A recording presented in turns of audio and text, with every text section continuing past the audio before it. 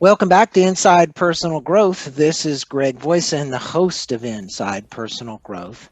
And joining me from Dallas today is Jason Forrest. And Jason has a new book out called The Mindset of a Sales Warrior. I got to get it straight, Jason. Um, you know, I actually found Jason on LinkedIn. I always like to let my listeners know kind of where these authors come from because this week alone, I've done 6 interviews already. And we're at 900, pushing 900 interviews. But I loved, when you go to your LinkedIn page and I saw this book and I saw you, I saw an opportunity because you're doing something unique that many sales training organizations have not focused on. And that's what caught my attention. And we address an audience of people that are in mid and upper management who listen to this show, about 300,000 that are constantly looking for new ways. And I always like to expose those to the listeners. So I'm going to let my listeners know a bit about you. Jason is the nation's foremost expert in the mindset of the top 1% sales, exponential sales growth, leadership development, and leading edge sales innovation. He is one of the world's only master practitioners in neuro-linguistic programming, and that caught me as well because I've gone through training there, and the science and influence of behavior change and psychology. And as the founder and CEO of FPG, which you can go to their website, it's FPG, right? Jason, I want to make sure fpg.com. FPG.com. It's pretty simple. And you'll see a picture of him and his lovely wife, Mary Marshall Forrest. He couldn't do this without her, I guarantee you, because as many of the videos that appear that they've got up there are joint videos. She's in many of them as well. So she's quite the sales trainer as well. And I always like to give a shout out, even though the book only has you on it. It probably should have your wife on it as well.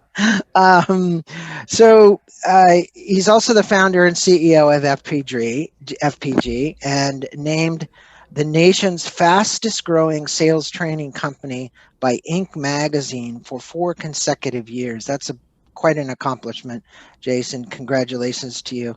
He's delivered more than 90 keynotes every year and has trained thousands of salespeople and leaders on how to build mental toughness, create breakthroughs, and earn what they truly are worth.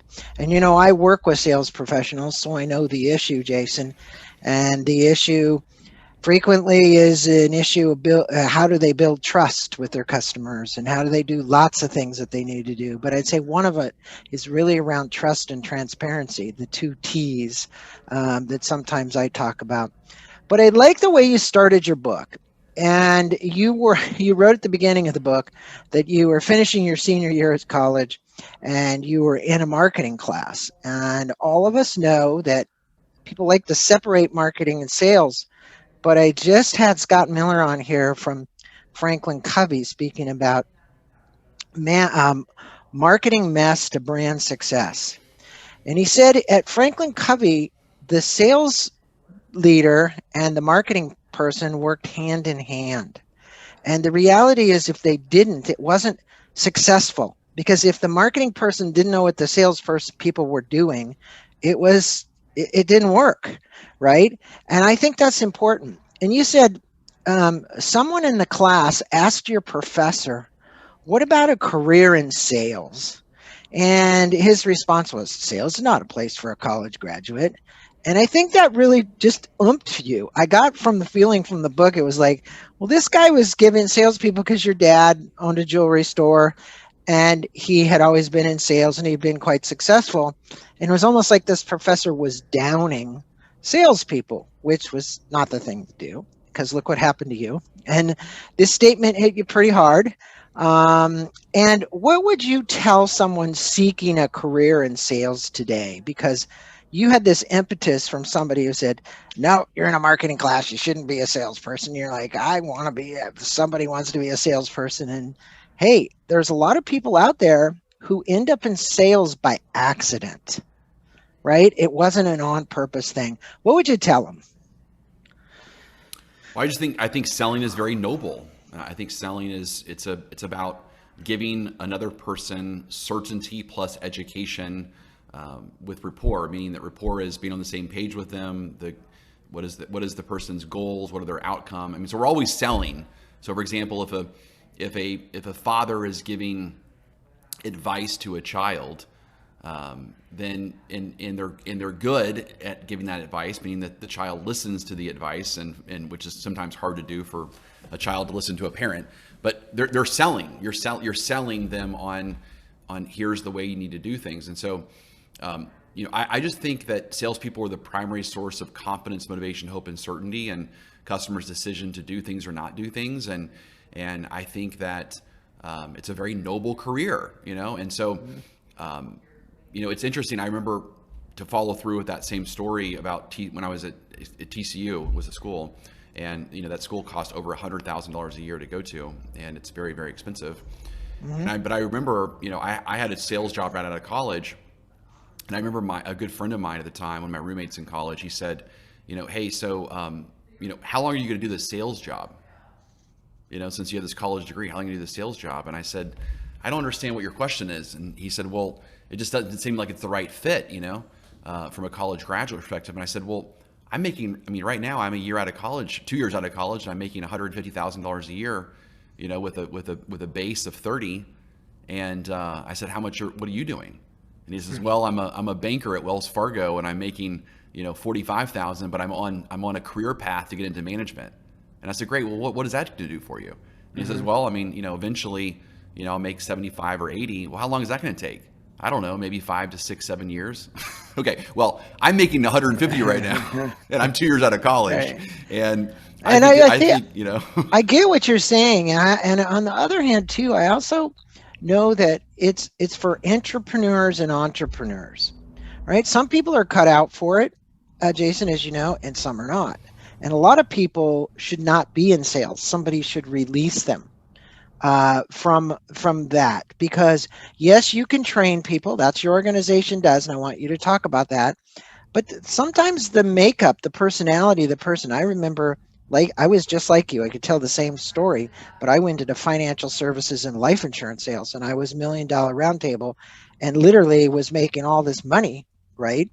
But it's really what you're doing for the people that drives a salesperson. They love helping people, right? And so, look, if you're somebody who likes to help people and solve problems, and whatever it is you're selling, whether it's a house or a car or whatever it might be that you're selling, the point is, and in the end, you're fulfilling a need for somebody, right? And so you state that the book is for sales warriors that are under siege. How does your sales training differ, and what do you offer that so many other sales training courses just don't get? I mean, look, I've been through everything from Dale Carnegie to Sandler to you name it, to all kinds of other stuff. And the reason I picked you out is because I really did sense something different. Well, I appreciate that. So, my simple story is, when I was 25 years old, I was the head of sales training for a Fortune 500 company that we sold houses and mortgages and insurance. And what I found is that my job was to go find a third-party sales training company, integrity selling, solution selling, spin selling, you name it, whatever, yeah. Miller Hyman, whatever they're out right. there. My job was to go find them so that we could bring them in-house and be certified by them and so forth. Well, I couldn't find anyone that was legit. I couldn't find anyone that was a street salesperson. It's the philosophy of those who can't do teach, and unfortunately, this is a pretty hard truth, but I think that majority of sales training is created by poser salespeople at best. And they just have no, like you said, they should not be in sales, but unfortunately they decided to do something even worse than that. They decided to get out of sales and then become a author and a teacher of their philosophy of selling that did not work. And so the reason why most people can't stand sales training is because you've got top producers in the room being taught by people that are way worse than them actually selling in the real world, and they lose all the credibility. And so that's what warrior selling is. Warrior selling is It's in my opinion, it's the first and only sales training company that's created by a sales warrior that teaches relevant best practices on 3 areas. Number one, our mindset, our mental toughness as sales, because for a person to be in sales, they're betting on themselves.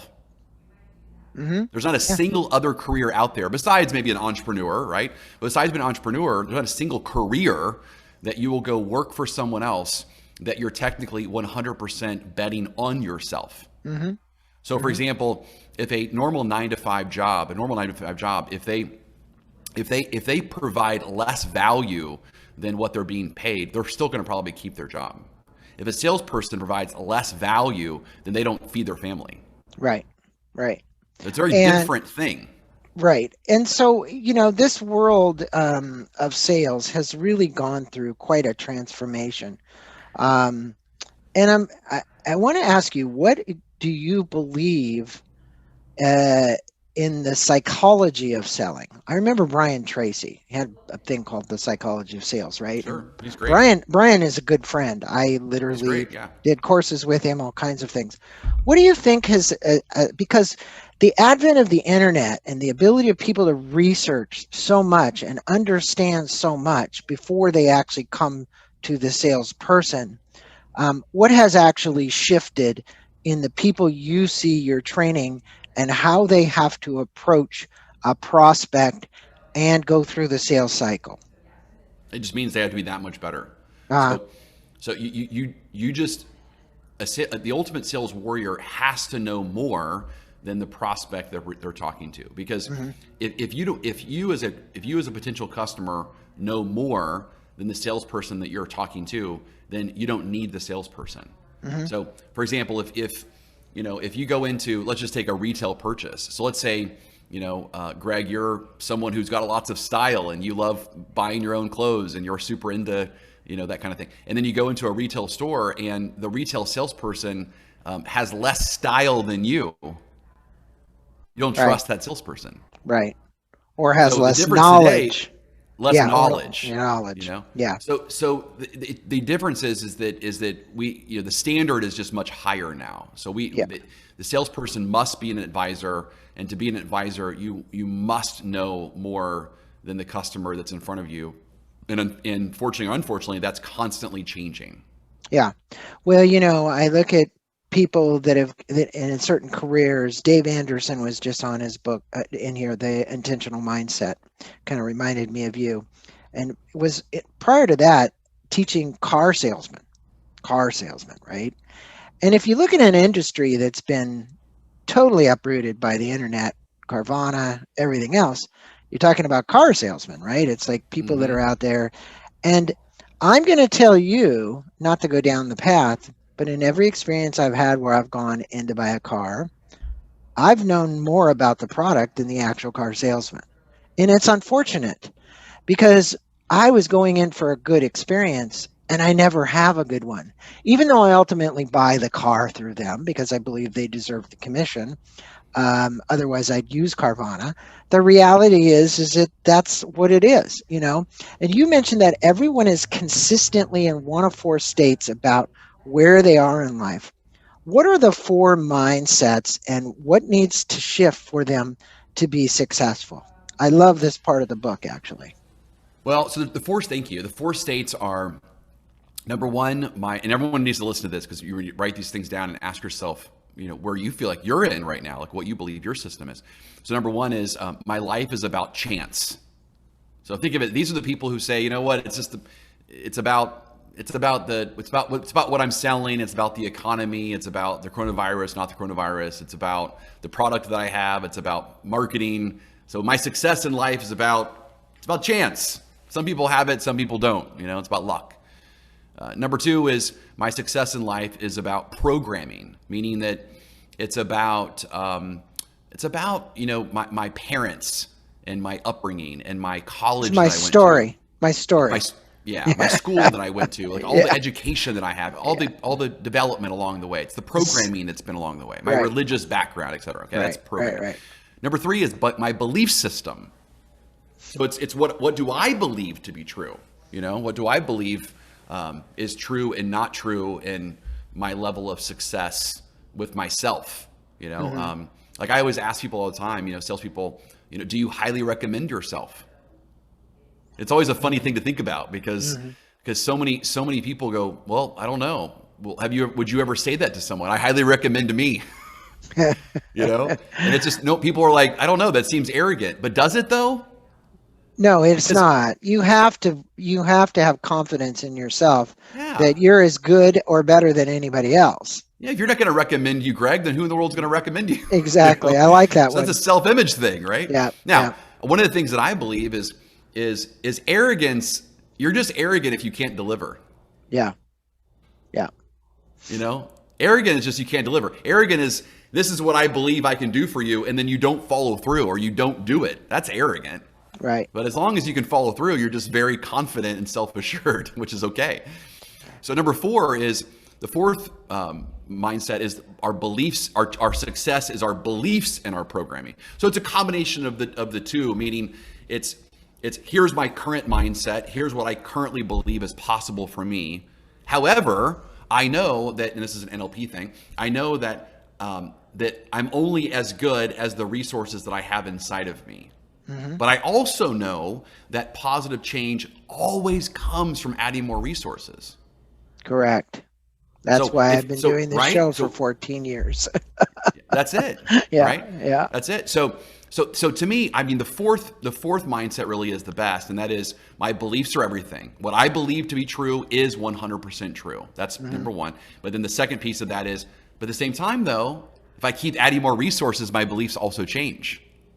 Correct. Look, we live in a world where we make stories up and then we begin to believe the stories we made up. So then we live the stories we made up. But all along, none of them were true.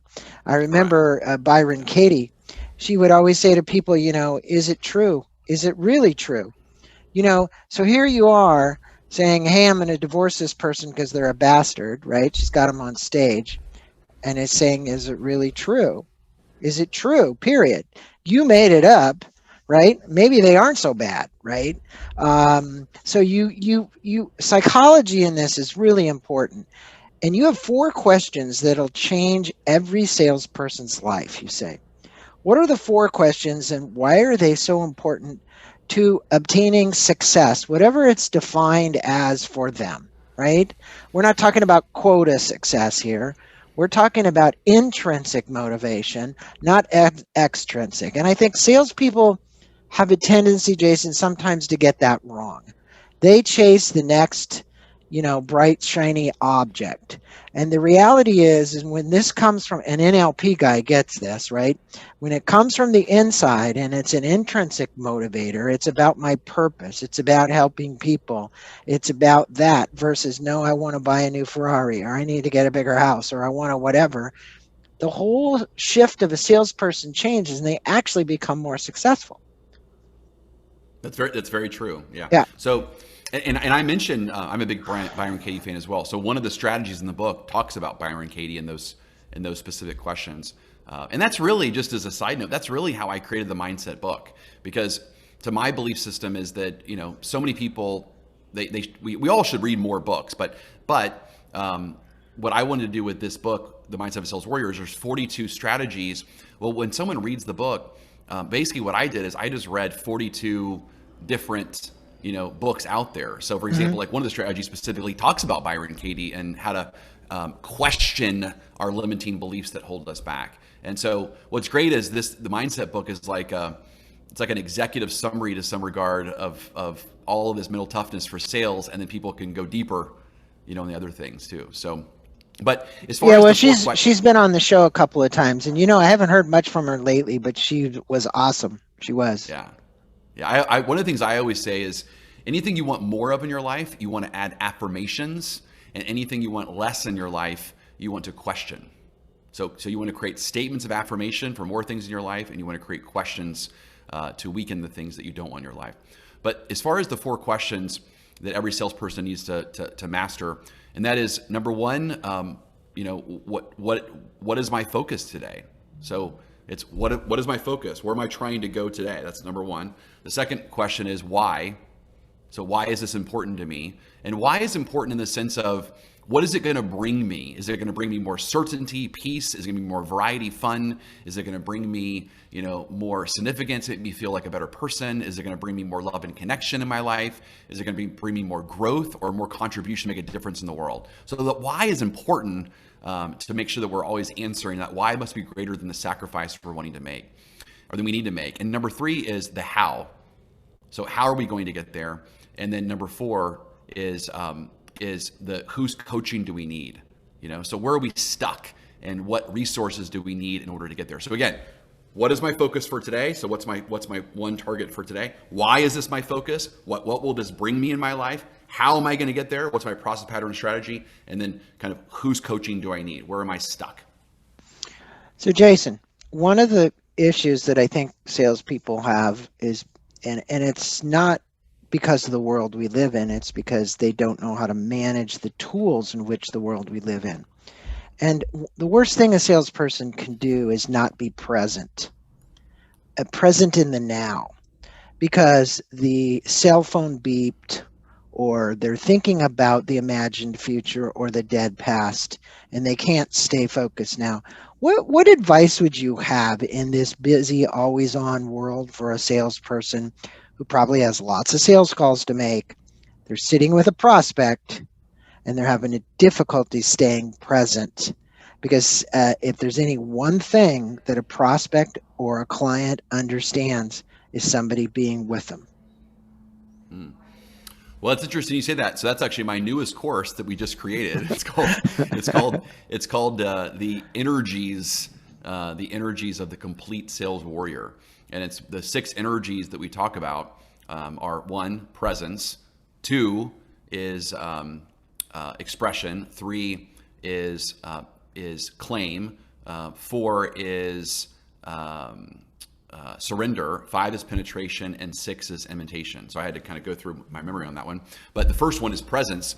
And the thing that we talk about in presence is it's all about contact. So it's all about tuning the world out and that person in. It's all about really feeling like when I'm talking to you, that I'm having a conversation with not just your mind, but I'm having a conversation with your heart and with your soul, and that we really are in that connection, in that having that contact with each other. Yeah. But that's I think everything. It's important. It is, and the reason I brought it up is, number one, I knew you had studied neuro-linguistic programming, and the other thing that I get is that your training, if there's any one difference, and now you're telling me about this new program you've come up with, so it just shows you that your company is moving toward products and services that they see a demand for because of the kind of world in which we live. I just did an interview with a girl by the name of April Rennie. I'm going to highly recommend. The book comes out in August, but it's out in Kindle now, called Flux: The 8 Superpowers for Thriving in Constant Change. And one of the things that I get from that, Jason, is that the salespeople have the most challenge with flux. And it's not because of their education. It's simply because of the pipeline. So the pipeline that feeds going in has these prospects, right? And in the old theory, we're supposed to pull out as many as we can from the pipeline. And so they start to manage an awful lot. And so it has a hard time keeping him present. So speak about your mastery pyramid and why salespeople should strive to train mastery. Also, along with those lines, would you give advice and how you would have they drowned out the noise that distracts them from mastery? So that's where this question was going about staying present. There's a lot of noise out there, and if you're going to obtain mastery, I want you to listen to what Jason has to say, whether you're a salesperson or not. If you're just into personal growth, the pyramid is not exactly Maslow's hierarchy of needs, but it looks like it when you'll see it in the book. But talk with us about that, if you would. Cool. Yeah. So that mastery pyramid is actually used at many corporations. They have it all printed up all over their walls and stuff. So If everyone can kind of picture a pyramid, at the bottom of the pyramid, the first level is playing to not lose. So playing to not lose. So playing to not lose, from a salesperson's perspective, is they just kind of clock in and clock out. They're a 9 to 5 salesperson, and their ultimate goal in life is, man, I hope I don't get fired. Like that really is like the voice in their head. I hope I don't get fired. I hope people don't catch me clocking in, clocking out. But that's just really all they are. The next level above that is playing to cruise. And so playing to cruise is really interesting. This is an interesting one for me. And that is whenever I go into any organization and I say, hey, right now we're going to write on a piece of paper, what is kind of the, not the naughty number, not the nice number, meaning like what's the number of production in units or in revenue that if a salesperson is making this number, they really aren't on any list. They're not on the list to be fired, but they're not on the list to get a raise either. They're kind of just flying under the radar. Like, what is that number, And so, for example, in home sales, it's 2 a month. In mortgages, it's $1 million a month. In cars, it's 8 a month. I mean, like, I can tell you right now, every industry I talk to, I ask the number, and they always know the number, Right. Well, that's playing to cruise. So playing to cruise is, I know what the number is. And that's what I'm going to sell to.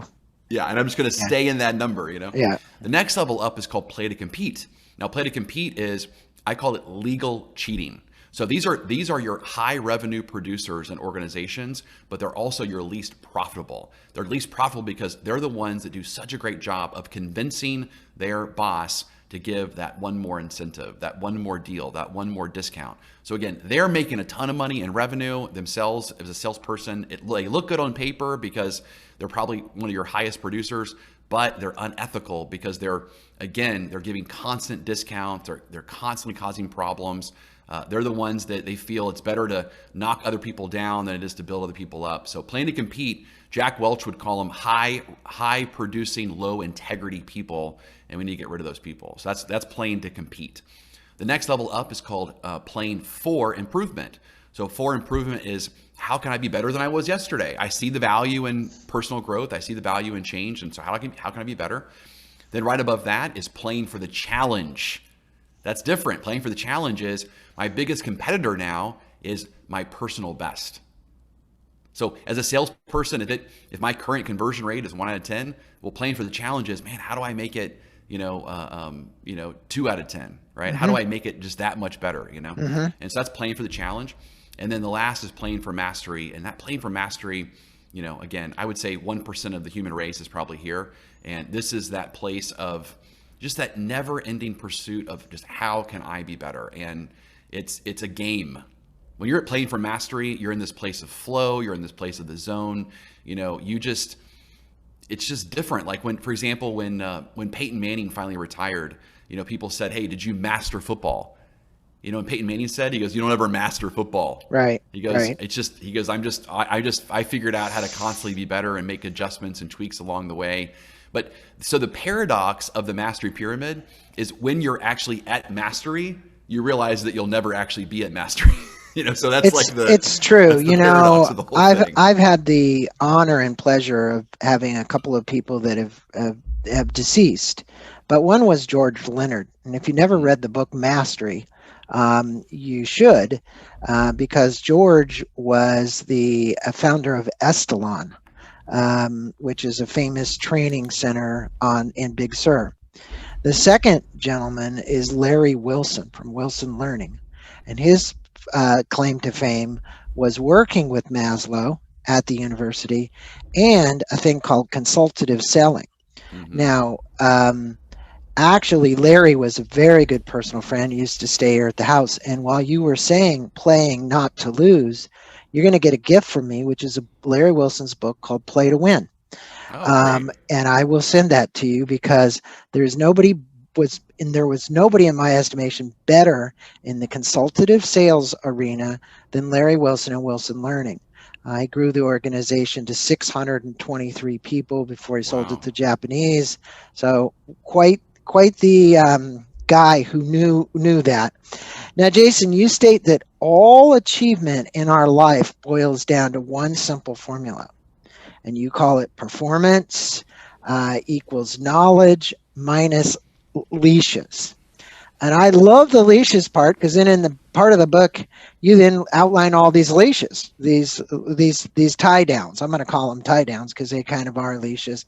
What do you mean by the formula? And please explain the 4 leashes described in the book. I think this is another important element of this book, the leashes. Thank you. Yeah. So performance is what we do. Knowledge is what we've been taught to do. So in life, we would hope it would be performance equals knowledge, meaning that, Greg, there's been so much wisdom that from podcasters, people from guests that have been on your podcast, and they've taught something, right? They've given them some sort of pearl, some sort of knowledge. Well, okay, well then why don't people just take that knowledge, whatever that is, that's so great, and why don't they just go do it, which would be performance? So it should be in life, performance equals knowledge, but that would presuppose that we don't have free will. So the reason why it's performance equals knowledge minus leashes is because we can choose to follow through with the great knowledge or choose to not follow through with it. We can choose to learn something and immediately go execute it and therefore turn it into performance and therefore results. Or we can choose to say, you know what a great idea. I'm just not going to do it today. Okay, so that's performance equals knowledge minus leashes. So what are the leashes that hold us back? Well, the leashes are, number one, self-image. So they might say, you know what, I don't feel confident doing that. It doesn't feel like me. It doesn't feel like my identity. It doesn't sound natural or authentic to me. These are the kind of things we hear a lot.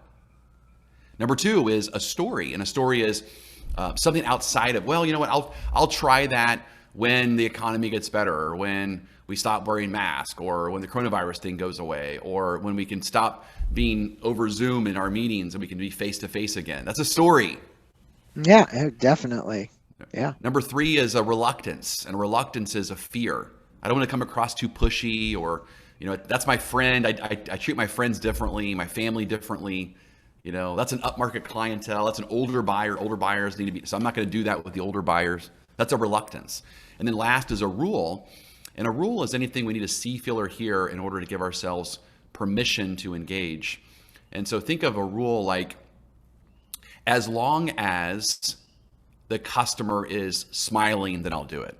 As long as they're nodding yes, then I'll do it. As long as they're leaning in, then I'll do it. As long as they're not in a rush, then I'll do it. As long as it's the third conversation with them, then I'll do it. As long as all the decision makers are present, then I'll do it. And so what happens is salespeople create way too many rules for themselves. And I will tell you that in 100% of my studies, when I do the research on the top producer versus the bottom producer, and I figure out how many rules they have, the top producer always has substantially less rules than the bottom producer. Right. I always remember going to I'm just going to call them symposiums because there were thousands of people there. And Zig Ziglar used to get up and say, it's not your aptitude that determines your altitude, it's your attitude. Now, that's a statement that's been around forever and has stuck with me. You think about it, and really everything you've just said there intrinsically is about our attitude about ourself, someone else, whatever it is, those leashes, right? It's like, hey, if you can shift your attitude, you can do almost anything, right? You have the ability to set the world on fire, as they say, or go sell whatever. So I think that that's really important. And you state that every human being is on the quest to fill their 6 human needs. What are the needs, and what advice would you give the listeners about fulfilling those needs? I think one, again, we need to make sure we understand the 6 human needs. So again, the need of safety, security, which is certainty. The need of variety, which is to have fun. The need of significance, to feel like we matter and we're important. The need of love and connection with other people. The need of growth, to feel like I'm getting better. And the need of contribution, to feel like I'm making a difference. And so what the advice that I would have is, number one, this is a really fun exercise, is you take those 6 human needs: certainty, variety, significance, love and connection, growth and contribution, and then do a simple exercise where you ask yourself, what's your primary need and what's your not least the most important need? So Greg, for you, like, what would you say right now? What would you say of those needs, if you could only pick one, that you could have and fulfill the rest of your life that would be most important to what would you say? Is it certainty? Is it variety? Is it significance, love and connection, growth, or contribution? I'd say it's variety. Okay, good. I What would love you say? variety.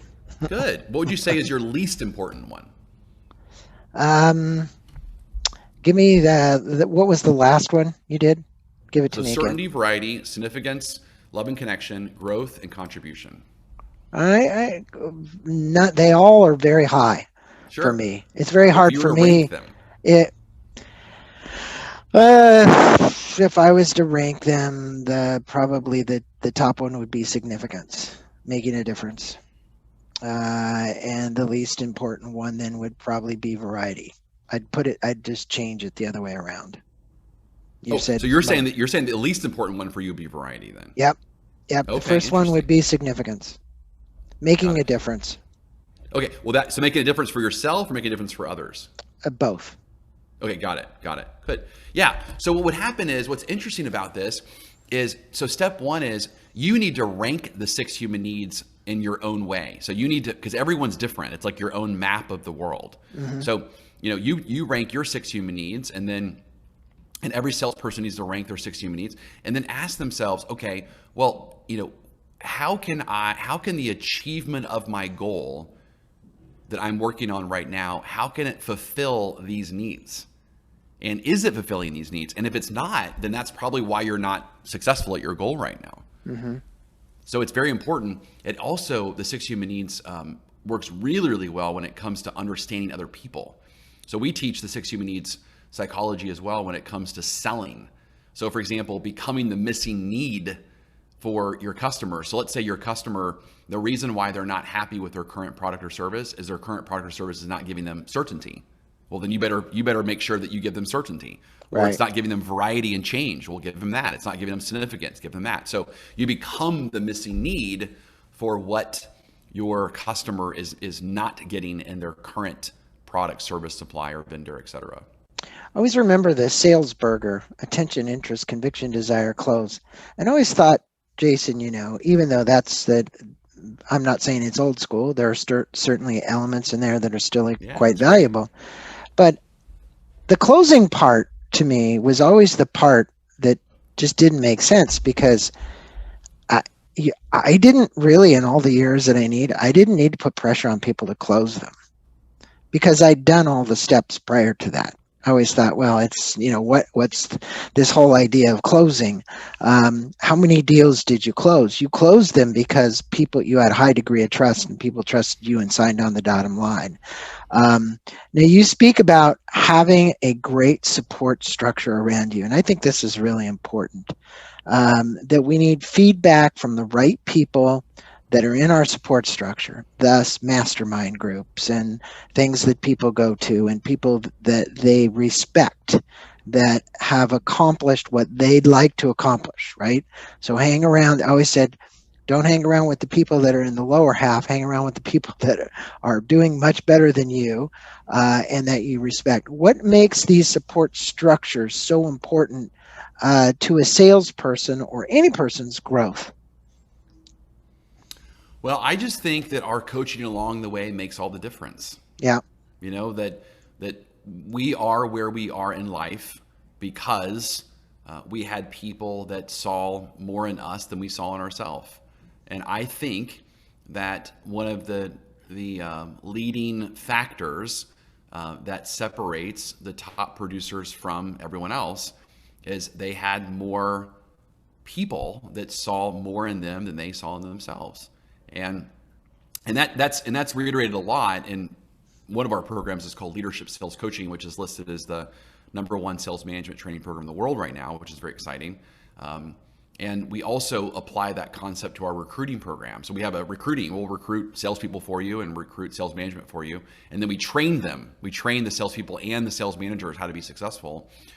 But that support structure is everything. And so what I would encourage everyone that's listening right now is if you're not getting the support that you need from your manager, or even if you're not getting it from your significant other, your partners in life, then you need to go demand it. Interesting. Interesting. Well, That's about being uh, taking. I don't even call it a risk. I've got a podcast right after you that the guy is a university professor, done all this thing about speaking up and asking for what you need and how important that is in today's world. Um, Look, as I went through your book, Jason, and again, for all our listeners who are out there, all you need to do is go to the website, which is fpg.com. You're going to see videos there. You're going to see the sales training. You can get more information. But go to Amazon and pick up this book. We're going to have a link in the blog. This is a great way for you to get introduced to Jason's firm and to understand what it is they do and the philosophy behind the sales training that he has. Really, the mindset that he wants to create for every salesperson out there. And I want to commend you because this is needed. And you just said you have one that was just recognized at the #1 training program. Now, obviously, we didn't get a chance to cover this whole book, and it's filled with great advice for salespeople of today. And the reason I underlined today, because it is about, we're in an evolving world. Everything's changing. And if you were to leave any salesperson listening with this, or sales manager, with the 3 most important takeaways from the mindset of the sales warrior, what would they be? What would you want to tell them? We've had a great interview this morning, but the reality is, when it comes down to the punchline, it's they want to incorporate something into their life. They want a takeaway. What can I take away from this that's I just have to do? Great question. And also, if you go to Audible, then you can get the audio version of the Mindset of Sales Warrior. Well, I will read each strategy to you in my soothing voice. And my wife and president, Mary Marshall Forrest, she and I discuss every strategy after I read it. So we have a nice little bonus. There's bonus content in there at the Audible version, which is fun. Great. So I would say, so 3 things. Number 1 is that that every day you must wake up and you must decide, what are you wanting to accomplish every day, and why is it important for you, and how is it going to improve your life, and what is your strategy on how to get there, and then where are you stuck, so what kind of coaching do you need? So you've got to live your life every day based on that purpose, to move forward, to move towards life improvement and move away from that pain. Number 2 is that you have to constantly tell yourself that you're doing the best you can with the resources you have, and that positive change always comes from adding more resources. So if you're not making the kind of money that you want to make, then you need to find the resources. It's the podcast, it's the training from us, it's something. You've got to find something to give you that edge that you can do better. And the reason why I say that is because so often people say to me, Jason, I just can't make the kind of money that I want to make in this job. And I'll go, well, is anyone else making the kind of money you want to make in this job? Well, yeah, I mean, there's, Rick. Rick is the top sales guy, and he's making, $100,000 more than me. And I said, well, it's possible then. It's just not possible for you right now.